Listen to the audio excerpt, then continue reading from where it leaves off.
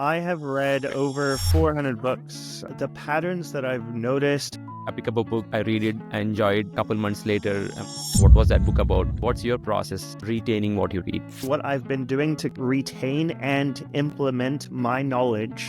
People find reading to be difficult.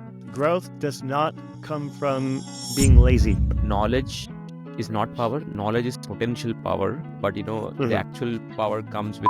You have to see, what am I actually gaining from the book and what can I apply in my life? Just because you are a widely read person does not mean that you are a successful person. What was the motivation behind starting your page? I just felt like sharing a synopsis or a review about what I read, a comfortable balance between reading and application. After reading books, how do you recommend people to implement? Learning how to organize your thoughts. How did those books change your life? Yeah, so I guess it really opened up my eyes to... How do you find time to read? Yeah, I mean, that is What advice do you have for people who want to start their reading journey and be consistent? Well, we only have a limited amount of time. Is extremely valuable, and you don't want to waste your time on something that's... For somebody who wants to start content creation, what do you recommend? If you want to create content, it is important to have, in order to grow as a content creator, you do need to have a...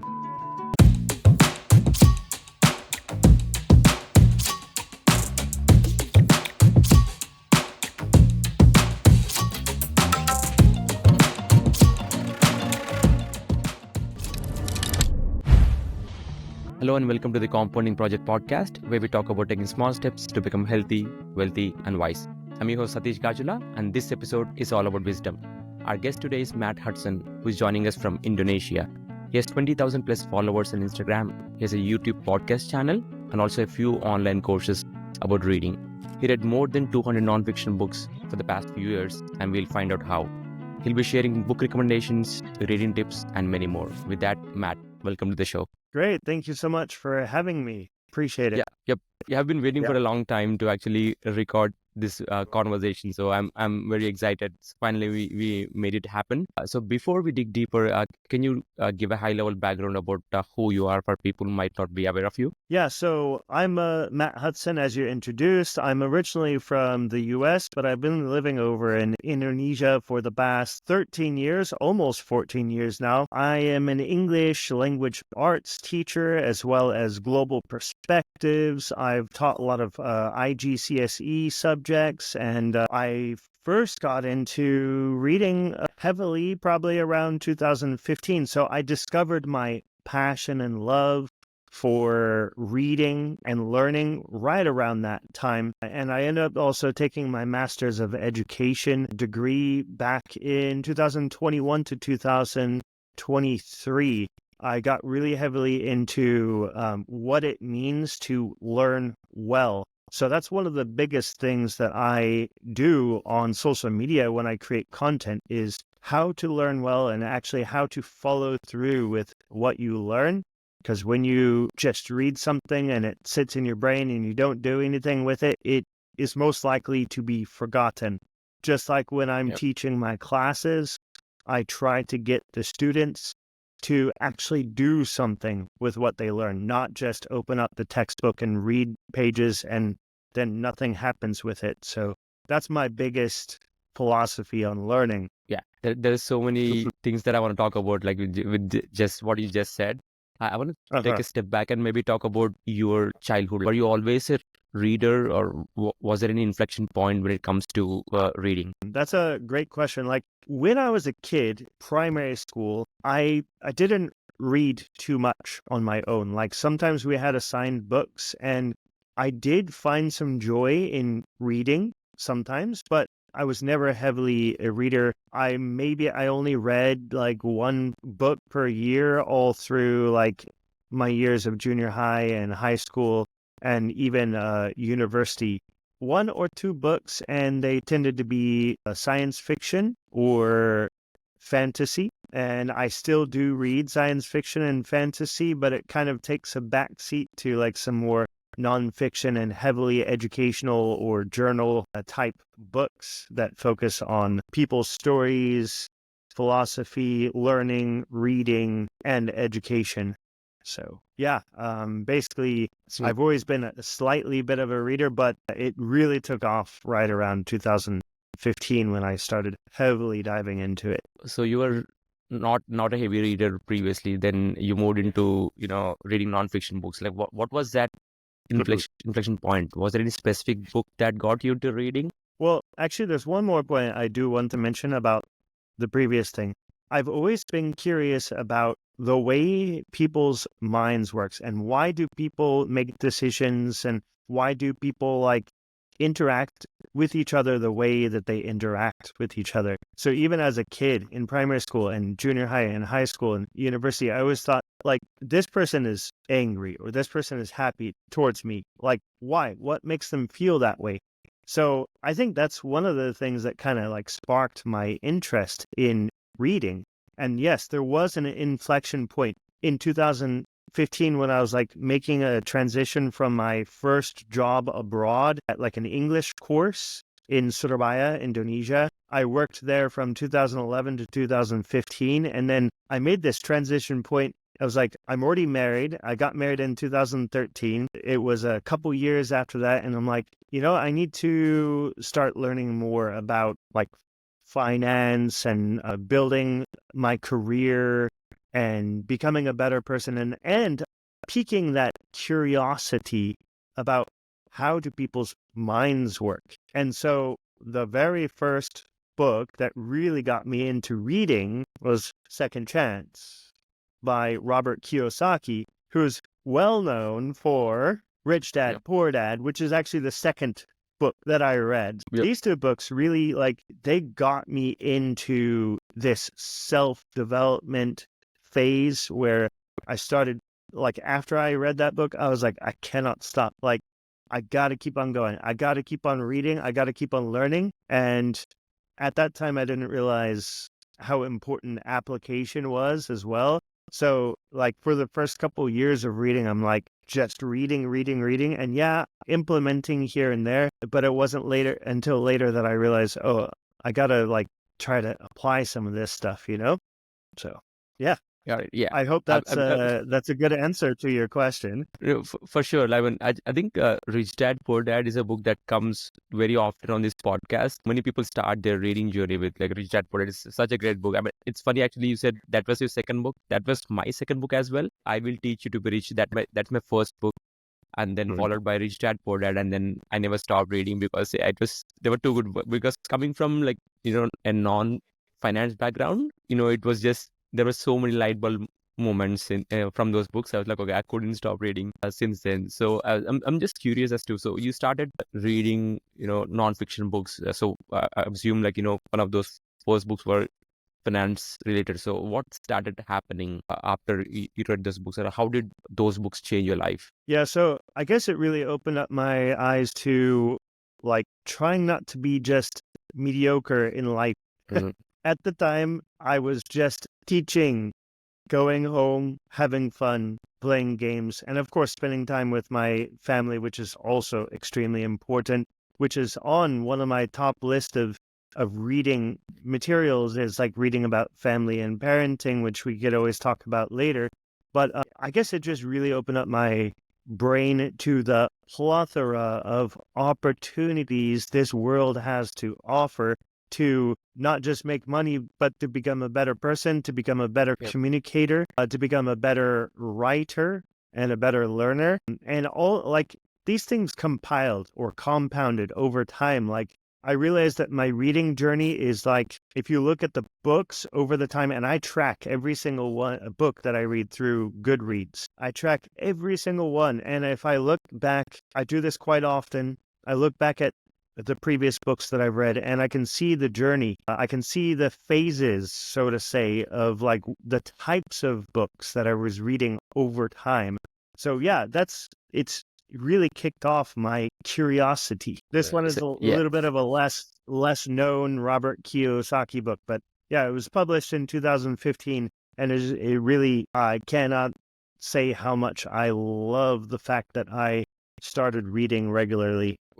I need to pick up that book. I've Yeah. read Robert Kiyosaki's other books, Rich Dad Poor Dad, Cash Flow Quadrant and stuff. But yeah, I need to pick up that book. So when I ask this question, right, I mean, I get a lot of DMs on my Instagram page asking, okay, so I mean, you talk about reading, but how do you find time to read? So I'm curious about your reading process. Like how do you find time to read? Because there are so many other things that people are busy with, right? And then reading takes a back burner. How do you find time to read? Yeah. I mean, that is a tough one. With every single person's schedule is different. People have sometimes, whether they're married or not, whether they have a job or they're a stay-at-home or whatever, there's always so many different responsibilities going on. And as I have gotten older and I have my daughter now as well, I realize that my reading time has also decreased a bit. But I still obviously read a lot. Like, I read right now, the past couple of years, have read like up to 52 or more books per year. Before I was reading a bit more because I had a bit more time. But yeah, how do I make the habit now with a really busy schedule? I make sure that I read at least 15 minutes per day. Like some days I can only read 15 minutes. Other days I try not to miss. At least I try not to miss more than once, as I think maybe Atomic Habits stated or something like that. When you're creating a habit, you try not to miss more than once.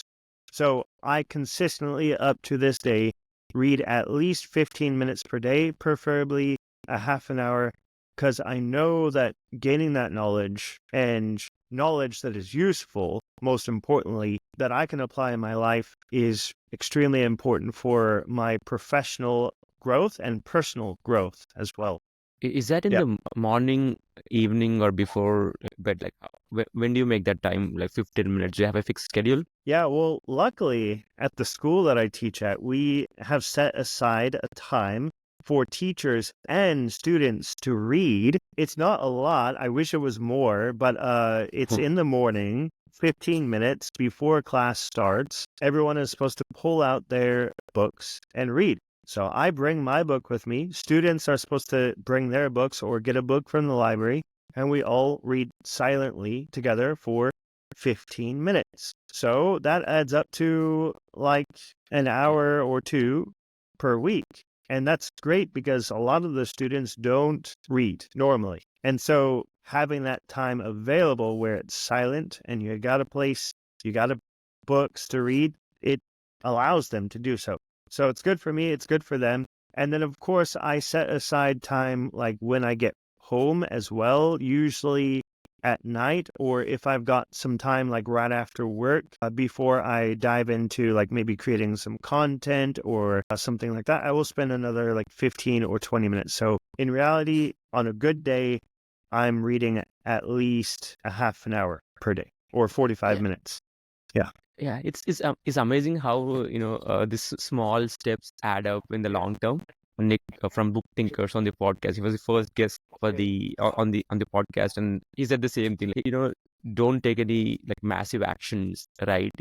Don't start with like 1 hour, 2 hours of reading, and if you're especially if you're a beginner, start with like 15 minutes in the morning or at least 15 minutes in the evening. Like you can just replace that Netflix time that you watch or like mindless scrolling in the morning, like you just replace that with 15 minutes and see how it adds up. In his book Rise of the Reader, he has this calculation as to like how much like 15 minutes can add up over the long term, right? And you are the example, like you read like 52 books per year, which happens with just 15 or 30 minutes of reading per day, which is like significant. So the next question that I get One on more thing I my want to add to yeah, that, if sure. it's okay. Yeah, sure. So just like for beginning readers out there, or people that haven't really got into it that much, just realize that those 52 books that I said that I've read for the past couple of years, it wasn't always like that, of course. When I first started picking up the reading habit, I think the very first year that I was picking it up, I read about, what was it, like 8 books or something, or 12 books. And then the following year, 15. The next year was 18, and then 24, and then 32.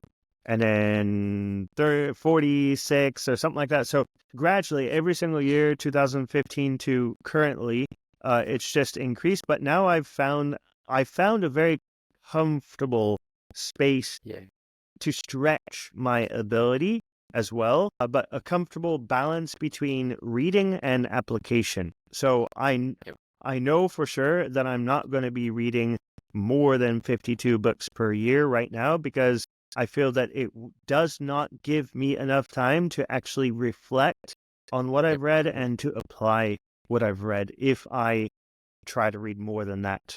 Okay, yeah, that's a Yeah. great advice. I want to dive into reading and implementation, but before that, for beginners, the most challenging question that I get is they know the importance of reading. They start reading books and then they don't relate to that book and then they give up. Life gets in the way and then they give up. What advice do you have for people who want to start their reading journey and be consistent? Well, we only have a limited amount of books that we can read in a lifetime. Yeah. And I feel that some books are just not meant for us right at that moment, at that time. So Mm. usually, if I experience that, I will set that book aside and I will decide whether I want to read it at a later date or not. I feel that time is extremely valuable, and you don't want to waste your time on something that's not vibing with you. And of course, sometimes a book might just be too challenging for you at that time as well. That's why I say set the book aside. Maybe you can give it a chance at a later date. And I've done this several times, like with a book that I just started pick back up again. It's called The Adult Learner. It's quite a journalistic style writing, so it's very deep. It's like a book that I was reading during my master's degree, and I dipped into it and I cited it in my thesis and all that stuff. But I didn't read through the whole thing because I felt like, oh man, this is just too stressful for me. And reading can be stressful sometimes, but it doesn't have to be. Challenging books are meant to be challenging to stretch you. So look at the books that you're reading, see whether they're too challenging for you at the time, and if they are, set them aside. You do want to challenge yourself, though. If Mm. you're a beginner, of course, find books that you're comfortable with reading. Read them all, read them through. If you find a book that you're challenged with, yeah, decide whether it's one that you want to keep up with, or whether you want to throw it out the window. Set it aside. Does that answer your question? Yes, yes. I mean, actually, that's a powerful advice, actually. So, I mean, Mhm. that was a mindset shift for me as well, because growing up, I was in the mindset that if I start a book, I should not quit it, right? That's how I Uh-huh. think we are trained. Our education system trains us. You can't quit a book if you start it, right? And I was in that mindset until I listened to a podcast on Joe Rogan's, on Naval Ravikant. He had Naval Mhm. Ravikant on his podcast, and then he said, he quit more books and then pick up the good ones and then start reading them, because he said, right, read what you love until you love to read. We focus too Mhm. much on reading, finishing a book versus enjoying what we are doing, right? Because if we enjoy what we are doing, it gets repeated, and which is what you Mhm. said. If you don't like it, if it's challenging, then keep it aside and pick up other book. There are so many good books out there. You don't have to waste your time on reading something that you don't like. But that's actually a great advice. So I want Mhm. to maybe talk about, let's say, this beginner has picked up books that he likes, that he enjoys reading, and then the other challenging question or that I get on my DMs is when it comes to retaining what you read, right? Even it happens to myself as well. I pick up a book, I read it, I enjoy it, and then a couple months later, I'm like, what was that book about? What's your process for retaining what you read? Yeah, this has also been a very much a challenge for me as well. And I'm always trying to like fiddle with like new ways of doing it and just trying to find out what works. And I think that's probably one of the best things that you can do for yourself is to, well, first of all, look for books on the topic of retaining knowledge, like How to Take Mhm. Smart Notes by Yep. Song Arons. Let me pull it up over here. I got it in my stack of books. This one right here is a pretty good one for learning how to organize your thoughts. Back in the pre-digital days, or even pre-computer days, this person, was his name, Nicholas Luhmann, I believe it was, he filed all of his notes in filing cabinets and had like a huge room full of notes. And of course, now we have a way to file our notes digitally. And we've got this book right here, Building a Second Brain by Tiago Forte.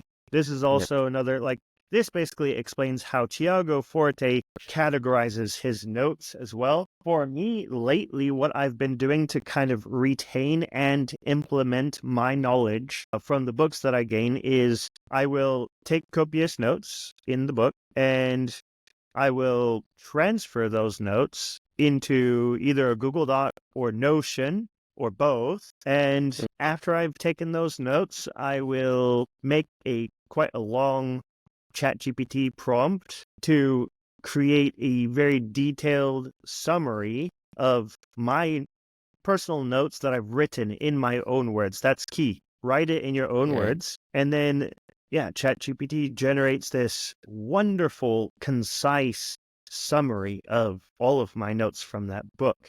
And then, of course, I will save the summary along with my digital notes. And then when I want to refer to it again, I can go back to it. I create projects for like content. I have a specific folder or document for all the content that I want to create, or all the projects that I'm working on with like school projects or personal projects at home. I keep them in a very specific organized folder. Yeah, that's what I've been kind of playing with, and it works pretty well, especially for content creators, because you have a digital access to it, so you can copy paste stuff that you've already created. I'm very grateful for our wonderful generative AI tools right now, because they make things a lot quicker and a lot easier to refer to those notes that you've already taken and already put in your own words. Yeah, digital notes make a ton of difference. I've been a huge fan of that. I use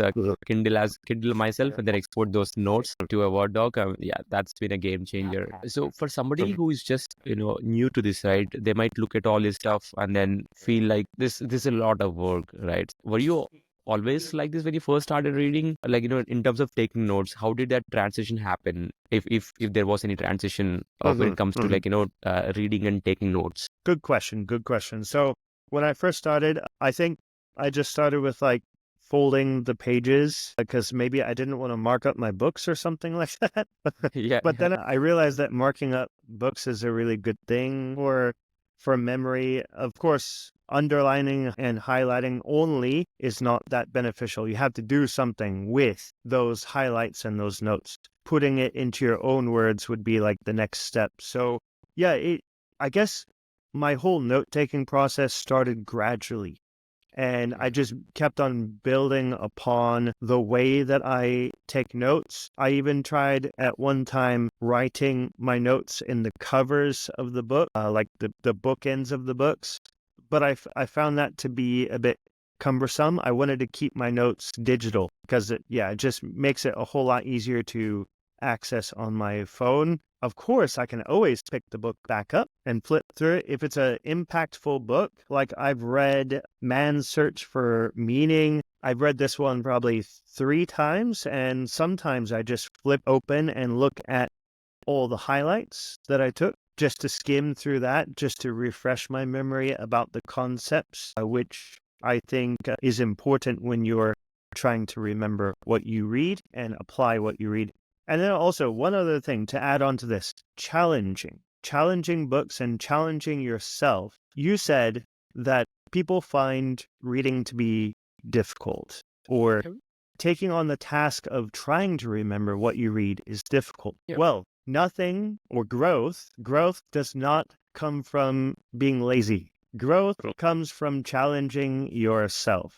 So if you think it's difficult, yes, it is difficult. I mean, we were not born with the ability to read. We were also not born with the ability to speak until we learned from our parents. And of course, that's probably one of our first abilities that came to us before reading and writing, right? So we had to learn how to read and write. So it doesn't come naturally to us. Yes, we can learn how to read and write, but we also need to build upon our ability to analyze and understand and also remember what we read and write. So yeah, point is challenges are good for you. So challenge yourself by reading and experimenting with different ways of taking notes and applying your knowledge. Find out what works best for you. Love it, love it. Yeah, growth Mhm. happens beyond the comfort zone. Yeah, I love that. Mm. I want to switch gears here and talk a little bit about a video that I saw on your YouTube channel. Title, I read 200 plus books Right. in probably seven since you started your journey. So I mean that's a lot of books, right? 200 plus Mhm. nonfiction books. So what are the common themes that you learned from reading, those many books? Are there any common patterns that you see? Well, first of all, I just want to say that video was published in 2021. So guess what? It's Oh, already okay. 2024. Got it. So I have read over 400 books. Yeah, so plus 200 since that video was published 3 years ago. Yeah. So So yeah, pretty good. plus 200 books, 400 some odd books. And the patterns that I've noticed is like, as I was saying closer to the beginning of this video, I read in phases, meaning that like when I first started out, I was like, I showed you the first book, Robert Kiyosaki, and then I read like the Start with Why by Mm, Simon Sinek. I read The Power of Habit. These were at the very beginning of my journey, right around 2015, 2016, 2017, 18. The Four Agreements for agreement. by Don Miguel Ruiz, The Power of Now by Eckhart Tolle. Mm, And then we got into 2019 and I started reading more about like habits, diving into the like improving oneself's productivity.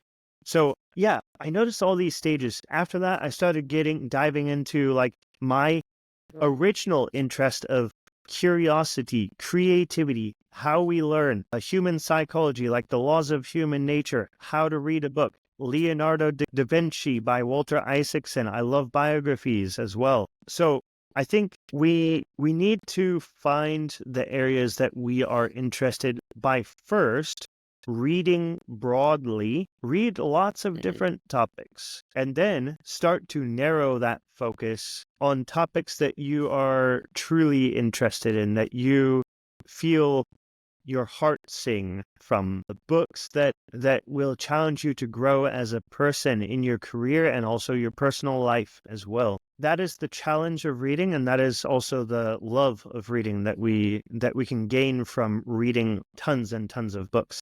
And also, one more thing to add on to this is I've noticed that just because you are a widely read person does not mean that you are a successful person. yep, Yeah. that's powerful. Yeah, yeah. Maybe Yeah. that's a good segue into, taking action, right? How do you take action on what you read? That's such an important concept because I heard, this quote, knowledge is not power. Actually, knowledge is potential power, but the Mhm. actual power comes with application of what you just learned, right? So I want to Mhm. know about like how your process when it comes to implementing, like, because that's how we improve our lives by taking action. Mhm. So how do you do that, and Yeah. what do you recommend people do after reading books, and then how do you recommend people to implement? Yeah.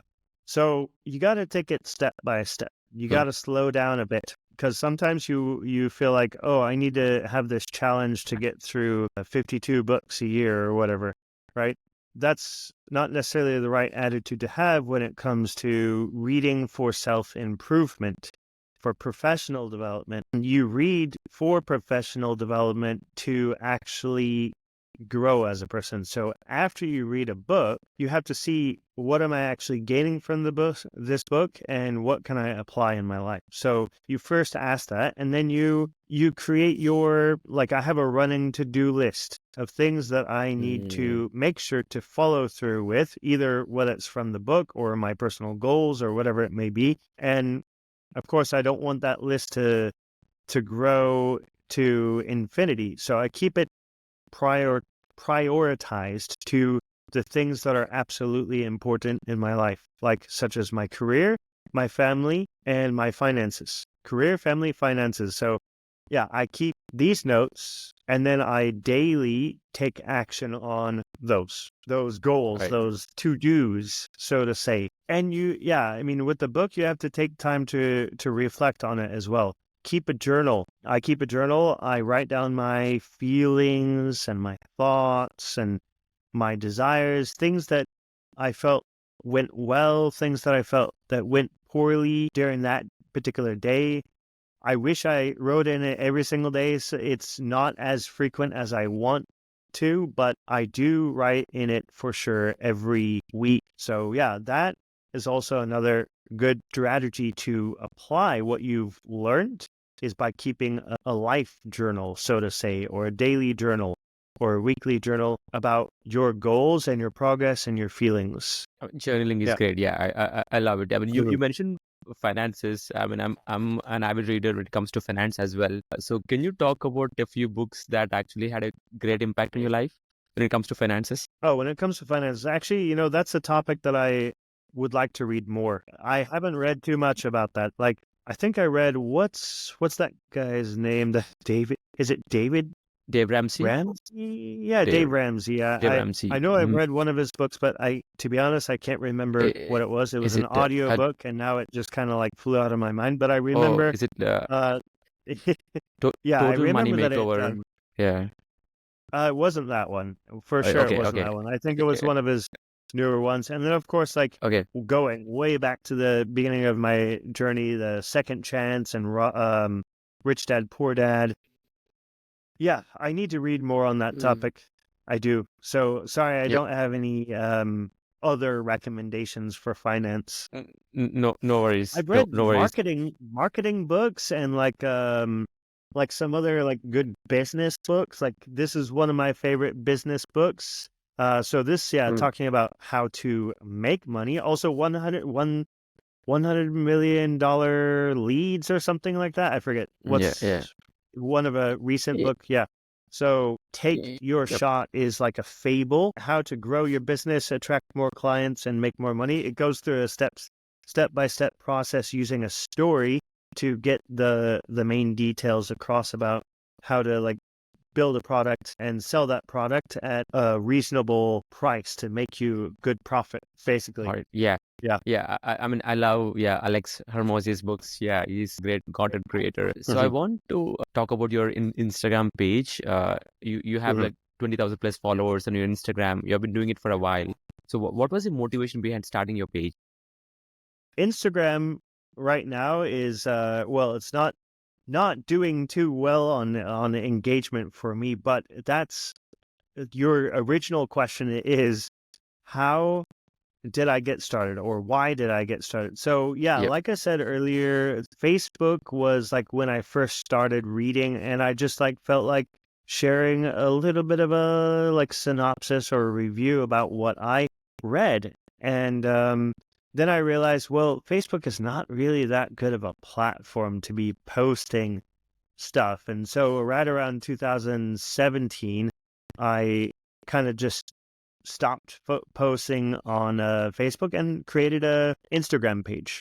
And from there, it just like started to grow. And I was like, this is really cool. Like gaining like a lot of like insights from other people, sharing books, learning from each other. And right around that same time, I also created a YouTube channel. And at that time, YouTube wasn't too much of a focus, but I so very much love YouTube a whole lot more now, whole lot more now, and a whole lot more than Instagram. But Instagram is a great place to connect with people. Like we connected on Instagram, right? Yep. I've Yep. connected with so many other people on Instagram. So really, Instagram is a good place to connect with like-minded people. You have that easy function of messaging people. It's got a way to like genuinely interact with people, which is one of the biggest reasons why I started sharing there, because I realized that it is a platform for communities. Um, But yeah, I'm just like right now, I'm not too big on posting on Instagram. Yeah, you might notice that I might post once a month or something like that. And the whole reason being is partly because it's not very evergreen, so to say, compared to YouTube. The content on YouTube that I've posted 5 years ago will still get people seeing and engaging and commenting. And that's what we really desire as people who want to spread knowledge, is for that content to be able to still stay evergreen and relevant. I love that. I really Yeah. love that. So main purpose of sharing is to reach out to people, connect with people, and help people grow and learn. Absolutely. I Yeah. mean, that is one of the reasons why I started this YouTube podcast as well, because I believe, yeah, the content on the YouTube has its own benefits when it comes to, it's like timeless wisdom. If you plan it right, I mean, the episode that we are recording, I mean, if it might be useful for somebody who wants to start the reading journey now, 1 year from now, 5 years from now, or 10 years from now. That's something that's I understood the power of YouTube, and then I was like, okay, let's do it. And then so for Yeah. somebody who wants to start content creation, what do you recommend? Because I have people asking me this question, hey, I'm not growing on Instagram, or not I'm not growing on YouTube, nobody's watching my content, they stay demotivated, and then Mhm. they stop posting. So what do you recommend for somebody who is interested in content creation? Yeah. So, first of all, I just want to say that long form content like YouTube content is definitely very, very beneficial for the long term. And also, you can learn so much more from long form content. So, I Yeah, do yeah. highly recommend starting a YouTube channel for sure. But it is also important to have like an Instagram. If you want to create content, it is important to have an Instagram account, because you can draw people from your Instagram account over to your YouTube channel as well. And if you write a newsletter like on Substack or something like that, which I also do on LinkedIn as well, like LinkedIn, Substack, I kind of have like a nice little newsletter team tag. I post the same stuff there, but different audiences. So, yeah, advice for new creators, though, try to create a comfortable schedule and stay consistent to that schedule. Mm, I haven't always been the best at staying consistent with my schedule, but I realized that in order to grow as a content creator, you do need to have a consistent schedule. So if you feel comfortable with posting once a week, then make sure you stick to that once a week and do that for a long period of time.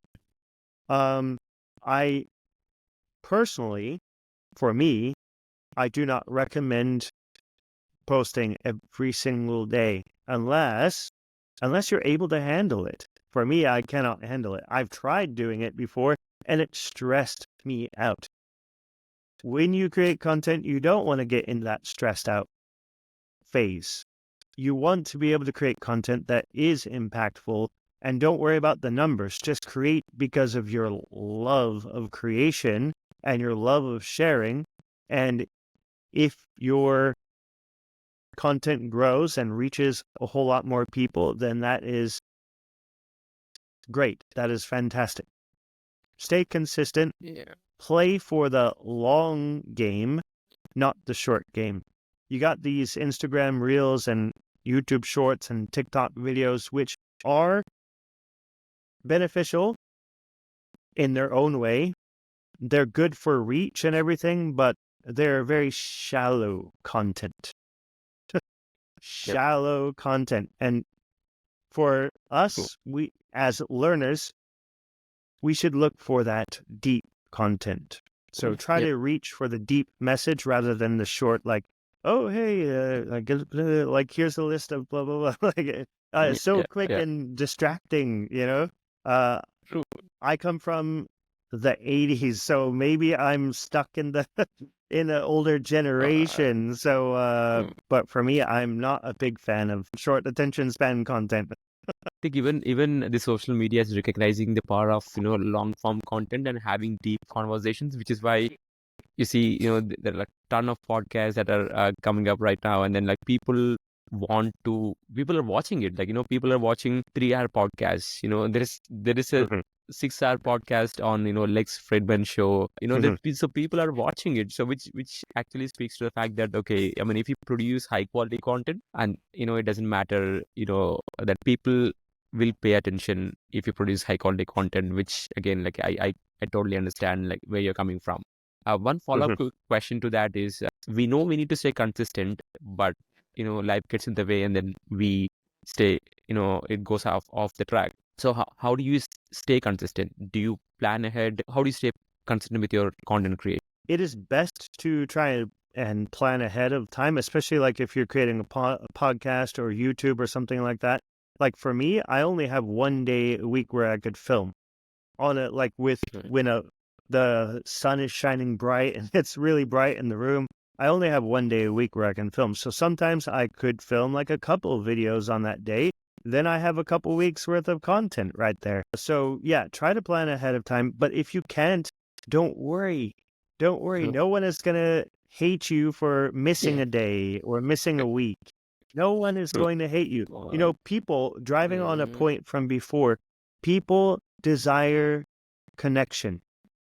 People desire connection. So when you create content that is meaningful and it helps you to connect with them, even though it's through the screen, but they can feel your love and passion, then they are going to connect with you. So your aim should be to be able to connect with your audience. They can see the passion through your voice, through your face, through the content that you create. So aim for that.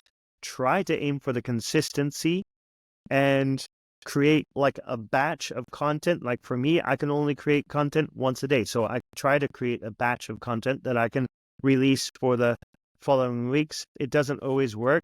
I haven't posted a video on YouTube for almost a month now. So I need to get a video up soon, but I'm not like extremely worried about it. So I guess one of the major points is don't worry about it, but try to stick to your schedule as best as you can. Yeah. yep. Yeah. And connect. Yeah. Connect emotionally. Yes. Yes. That's a powerful advice. So batching is one of the concept that helped me a lot. Before starting my content creation journey, always used to look at profiles, and then they keep delivering posts, right? And then I was like, how do they stay consistent? And then I've been watching a lot of podcast episodes on content creators, and one of the common themes that keeps coming up is batch creation, right? Because even for YouTube setup, right? If you have everything set up, like I do like multiple reels. I record 5 to 10 reels in one sitting, so that I can just stagger them and release them once a week or once every other week. Right. So I think we just totally underestimate the power of batching and then planning ahead. And again, yeah, that's such a powerful advice. Mhm. So we're getting towards the end of the podcast, and there are 3 questions that I ask all my guests. I call them the Hotseat Questions. Mhm. Are you ready for this? Sure, yeah. So the first question is regarding action. We discussed a lot of stuff today, and compounding project is all about taking action. So what is one small action that you would recommend people take right after listening to this episode? Small action that they can take. So right after this episode, I want you to, from now on, when you open up your book, open it up with a purpose in mind. And that purpose should be to try to apply something from the book. Try to at least write something down. Write your own thoughts down. Write your own words down. Writing is a way of thinking. So I want you to write from now on, whenever you're reading it. If you're not already doing it, write in the margins or in a notebook or digitally. And then from there, whatever you write down, you can apply. I've read this book called Write It Down, Make It Happen. And it's all about that. It's all about taking your ideas, just putting them down on paper, and you can visualize them. You can make them happen by writing them down and then doing it. So that's actionable advice for today. Open Yeah, up a book, write it down, make it happen. this second question is regarding books. So reading is an integral part of the compounding project podcast. So what 3 books would you recommend in 3 areas of life? So one book on health, one book on wealth, and one book on wisdom or self-help. All right. One book on health. Let's see. That's another topic I need to read more about is health. This one stood out in mind when I was looking through my books earlier. This is called Lifespan, Why We Age and Why We Don't Have to by David A. Sinclair. And this one right here is got a bunch of different health tips. I think it's beneficial for just general knowledge about health and expanding our lifespan. A good one on wealth that I didn't mention earlier, finance and wealth or whatever, is what is it called? Greatest Man in Babylon, I think it was. Yeah, the richest man in Babylon. Yeah, richest man in Babylon. Man in Babylon. Yep. That one sticks out in my memory. I can remember the like saving the 10%. Is that from that book? I think so. Yes. Sometimes I think of about a book and then I can't remember the title, and I'm like, or think about a takeaway and then I can't remember which book it's from. So yeah, that one was pretty impactful, I think, for just remembering that, we can set aside this this percentage of our salary always and set it aside first. Also, that's from Rich Dad, Poor Dad, I think. But yeah, pay yourself first and pay other people last. So yeah, that's another one. And then wisdom, self-help. Let's see. One book that I didn't mention yet that I really want to mention. It's not necessarily self-help, but it does teach you really how to read well. It's How to Read a Book by Mortimer J. Adler and Charles Van Doren. This was highly impactful in my journey of becoming a better reader, teacher, thinker, learner. Really impactful. I read it back in 2019. So it was right closer to the beginning of my reading journey, learning journey, and teaching journey. So yeah, highly recommend this one. It's a must read for all readers and learners. Yep. I'll link those books in the show notes. The third question is a rapid fire. So I'll give you 2 options. Let me know which one comes to your mind. Are you ready for this? Mm-hmm. Sure. Mm-hmm. Yep. So paperback or Kindle? Paperback. Fiction or non-fiction? Non-fiction. Audiobooks or podcasts? Audiobooks. Self-help or biographies? Biographies. The last one, time or money? Time. All right. Yeah. With that, thanks, Matt. Thanks for your time. It's been a pleasure to have you on the podcast. So how can people learn more about you? Yeah. So, like I was saying earlier, YouTube is definitely a great place to see what I'm up to in terms of sharing knowledge, learning how to learn well. And of course, I do have book recommendations on there, but I try to really focus on how to learn well. So YouTube is at Bookmatic, Bookmattic, 2 T's as in my name. And then, of course, you can reach out to me on Instagram under the same Bookmatic, or Matt Hutson. You can search with a T, Hutson, Hutson. Do not mistake it for Hudson, yeah? Yep. And LinkedIn as well. I post a lot about learning on there. That's also under Matt Hutson, MED for Master of Education.